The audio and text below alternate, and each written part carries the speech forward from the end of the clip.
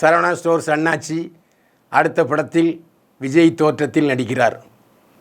Legend Saravana stores அண்ணாச்சி சரவணன் ஏற்கனவே ஒரு படத்தில் நடித்திருந்தார். அந்த படத்தின் பெயர் லெஜண்ட்.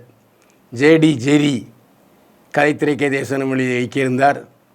அந்த படம் விளம்பரம் நன்றாக படுத்தப்பட்டது. அவருக்கு நல்ல விளம்பரம் கிடைத்தது சரவணனுக்கு. ஆனால் அந்த படம் லாபத்தை தரவில்லை. ஆனால் அதை பற்றி கவலைப்படவில்லை. அடுத்த படத்துக்கு நடிப்பதற்கு தயாராகிவிட்டார் லெஜண்ட் சரவணன் அண்ணாச்சி. இப்போது அடுத்த படம் சமீபத்தில் கருடன் படம் வந்தது. அந்த கருடன் படத்தை எழுதி இயக்கிய துரை செந்தில்குமார் படத்தில்தான் லெஜண்ட் சரவணன் நடிக்கிறார். இந்த படத்தில் புதுவித கெட்டப்பில் நடிக்கிறார்.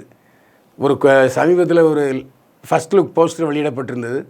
அதில் அப்படியே விஜய் மாதிரியே விஜய் மாதிரியே முகத்தோற்றத்தை மாற்றி இருக்கிறார் அண்ணாச்சி. போன படத்தில் பாவனைகளை கொஞ்சம் வெளிப்படுத்த தெரியாமல் திணறினார் லெஜண்ட் சரவணன் அண்ணாச்சி. இந்த படத்தில் நவரசத்தையும் வெளிப்படுத்துகிற விதத்தில் ஒரு 4-5 புகைப்படங்களை வெளியிட்டிருக்கிறார் லெஜண்ட் சரவணன்.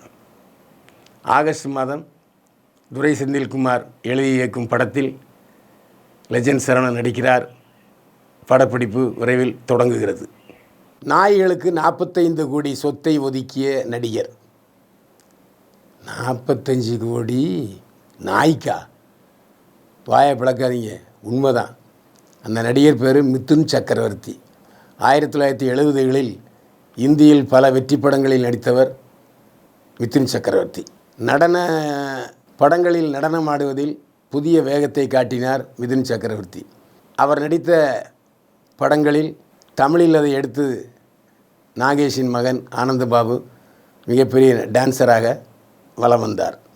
டான்ஸர் என்ற படத்தில் மிதுன் சக்கரவர்த்தி இந்தியிலும் தமிழில் ஆனந்தபாபு நடித்தார்கள்.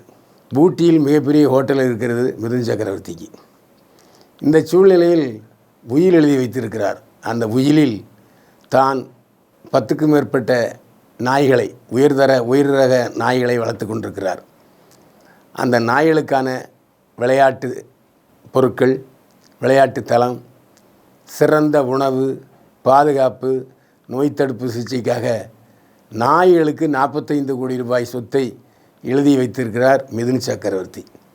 இது மிகப்பெரிய வியப்பை ஏற்படுத்தி இருக்கிறது.